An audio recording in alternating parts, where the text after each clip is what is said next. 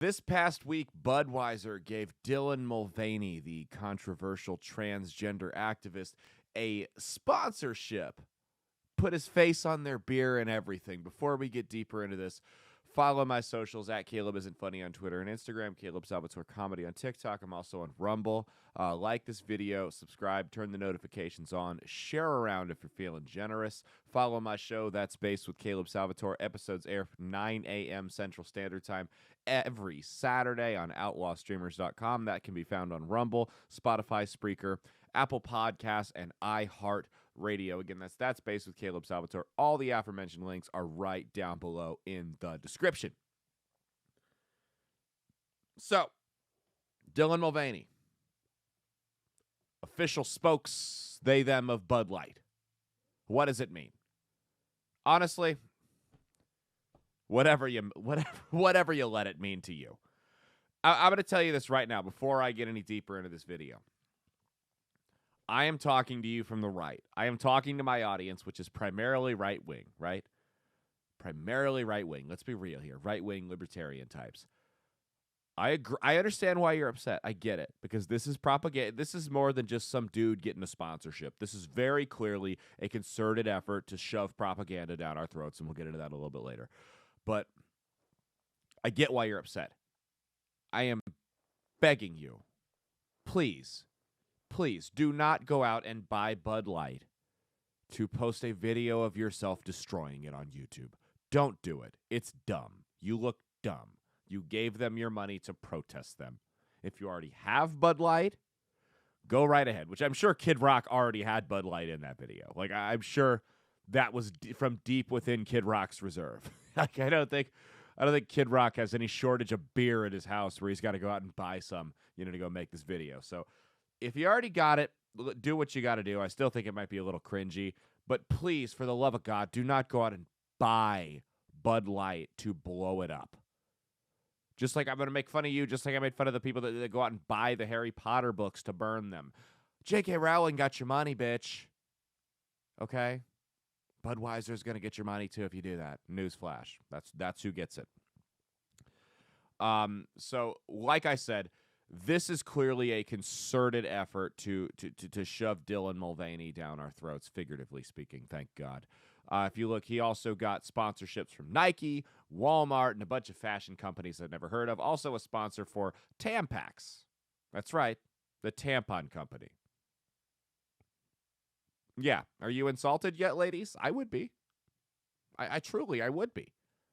This is just female blackface. Like, that's what this is. This is cosplay at this point. And he's profiting off of it. I would be upset if I were a woman. I'm not a woman. I'm not going to pretend to be. Even if I said I was, I still wouldn't be. So you've got all these corporations coming together giving Dylan Mulvaney sponsorships. And you also have the Country Music Awards coming out and honoring the Trans Day of Visibility several days after a transgender walks in to a school full of Christians and kills a bunch of people. Very clear what the motive was there. Objectively, that was left-wing terrorism. Again, not all trans people are mass shooters, but the optic is similar to declaring 9/12 National Muslim Day. It's just a bad optic. When a person from a group of people whose ideology directly affected their actions goes and commits an atrocity against another group of people, it is a slap in the face to the victims and their families to declare either the following day or several days later National insert whatever group that person belonged to day. That's insulting. It's very clear what's going on there and the anti-Christian agenda, but that's aside from the point. That's not what I'm doing. So, or that's not what we're talking about in this video. So, what's going on here? Why is Dylan Mulvaney suddenly getting all of these sponsorships? Well, there's a couple theories here. I would say 2 or 3, but it's more like 2.5. So there's a couple theories. Theory number 1 is the most boring answer, which is it stirs controversy. And what do you create when you create controversy? Engagement.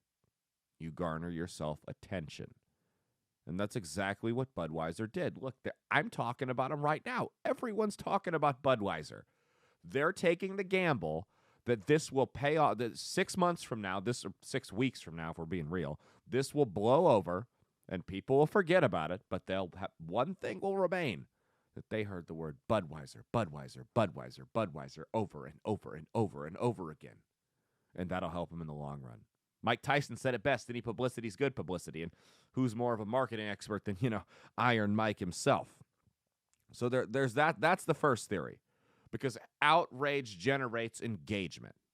There's a reason Facebook intentionally pushes the stuff they know is going to make you angry to the top of your feed. Because you're more likely to engage with it. If you see a video of puppies, you might hit it with a like or a heart or whatever. But if you see a political thing that you clearly disagree with, not only are you going to hit it with that angry react, you're much more likely to leave 19 comments, which pushes it up to the top of the algorithm and generates more clicks. That's what it's about. Outrage sells in the digital world, literally. And that's why that's theory number one. Theory number two, and 2 and 3 kind of play in together. Theory number 2. I think that they are, since it's more than just one company, you've got Nike, you've got all these fashion brands, you've got Walmart, Budweiser, all declaring partnerships with Dylan Mulvaney. It feels like this is a concerted effort to stir division by the elites, by the regime. That's what this feels like. It's like a concerted effort. Let's make people mad. This is an issue people are very opinionated about on both sides. Let's rile them up. And that's kind of what this feels like. Which leads me to number 3, 2.5, which I believe is the darkest of the theories. And I think it can coexist with my second theory. These people, listen, I'm not here to hate on anybody. I'm not here to bash any group of people. But let's be real for a second here. Transgender individuals objectively experience mental illness at a higher rate than any other demographic in the country. That is a fact. You cannot dispute that. They attempt suicide at a 41% rate. If you want to stir controversy, if you want to cause this huge divide in the country, what better way to do it than to force feed the masses the most famous transgender not named Caitlyn Jenner in the country? By the way, hilarious that the most famous transgender in the country is a staunch Republican. But what better way to cause chaos than to force feed the masses the most prominent transgender activist in the country on every major brand? Because what's that going to do? Like I said, that's going to generate controversy and engagement. And a lot of that engagement is going to be angry, nasty comments. It's how people on the internet are. You guys are probably going to leave me a bunch of nasty comments for this video. That's cool too. But that's going to generate a bunch of nasty reactions from both celebrities and regular people alike. So you take someone who's from a demographic that statistically commits suicide higher or attempts suicide higher than any other demographic in the country, and you feed them to the wolves. What do you think that's going to do to their mental health? I'm not accusing anyone of trying to do anything, but it almost feels like the powers that be, the regime, the elites, whatever you want to call them, are trying to push Dylan Mulvaney into committing suicide. Because imagine the cultural divide that would create if people on the left felt that the right-wingers, quote-unquote right-wingers, bullied the most prominent transgender activist in the country into killing himself. Could you imagine? You think the culture war's bad now, man. Could you imagine what would happen? And could you imagine what they could get away with while we all fought over nonsense like we're doing right now? We're going to talk about it on That Space this Saturday. Check the links in the descriptions. But The Saudis just screwed us on oil. Japan just broke ranks with the U.S. and went to Russian oil. China, Iran, Russia, they all just formed this big coalition to stick it to the U.S. India ditched the U.S. dollar. The economy is about to go to crap. A gallon of gas I would be very surprised if it wasn't like $8 by the 4th of July, or at least pushing it. The economy is about to tank. And lo and behold, they find some other BS culture war thing to distract us with.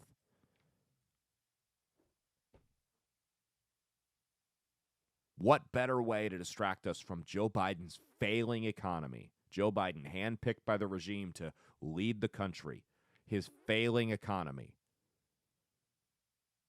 than the most prominent transgender activist in the country committing suicide due to what the media is sure to label right-wing hatred.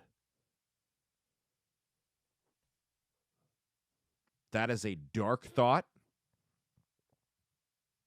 I hope that's not the truth, but honestly, the folks that pull the strings in this country, right? When I say the regime, the big businesses, the corporations, like people higher up, Anheuser-Busch maybe. I'm not saying that Anheuser-Busch controls the country, relax.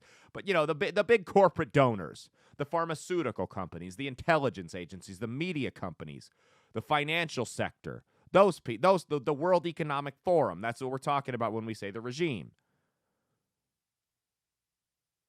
What better way? Those people within the regime are truly dark, twisted, nasty, evil people. And they've had no problem killing plenty of other people to get what they want. Dylan Mulvaney is cannon fodder to them. This dude is collateral damage, and they don't care either way. Just like they don't care about you. Because when they're done with Dylan Mulvaney, they're going to throw him to the curb just like everyone else. You see David Hogg still trying to cling on to relevance. It's the same thing. It's the same thing. When they're done with him, they'll kick him to the curb just like every other useful idiot they've ever had. Got to protect their boy, Joey B, though. Got to protect him. Anyway, that has been this week's video. Also, again with the boycott thing, last thing. If you're gonna boycott these companies, and this was the final straw that made you boycott Nike, I don't know what to say to you, man. Nike makes their clothes from literal slave labor. And Dylan Mulvaney was your breaking point. That was the straw that broke the camel's back. Okay, man. To each their own. I'm just saying. It's not a good look. But that's been this week's video. Thank you guys so much for watching. Cheat on your taxes, not your spouse. Peace out. And stay based. Hey, thanks for watching. Be sure to like, subscribe, turn the notifications on, and share around if you're feeling generous. It would really mean a lot to me if you guys did that. You can follow all my socials at Caleb Isn't Funny on Twitter and Instagram, Caleb Salvatore Comedy on TikTok, Caleb Salvatore on Rumble right below. They're also in the description. You can literally just click them and go to the website just through the link. There's no additional work required on your end. I promise you're not going to regret it. Follow me everywhere. You can also check out my show, That's Based with Caleb Salvatore. Episodes air every Saturday at 9 a.m. Central Standard Time. Video on Rumble, audio on Spotify, Spreaker, Apple Podcasts, and iHeartRadio. OutlawStreamers.com to learn more. That's the network we're on. They don't let us post full episodes to YouTube. You go check it out. You'll see why. That's Based with Caleb Salvatore every Saturday, 9 a.m. Central Standard Time, wherever we're not banned, which unfortunately YouTube is just one of those places. We do post clips of it here, 10 a.m. Central Standard Time on this YouTube channel. It plays by YouTube's rules. It gives you enough of a taste of what you're getting into. Go check those out, see if you like them, and give the show a full listen. The full listen it deserves. You can also go to my website, which hopefully it's up by the time this video airs because I've had so many problems with it, CalebSalvatoreComedy.com for booking, dates, and merch, and much more. Not really. It's really just those three things, but that's okay too. Click one of those two videos over here. Go see what else I got. Please, just like, subscribe, watch it, share it around. Cheat on your taxes, not your spouse. Peace out and stay based.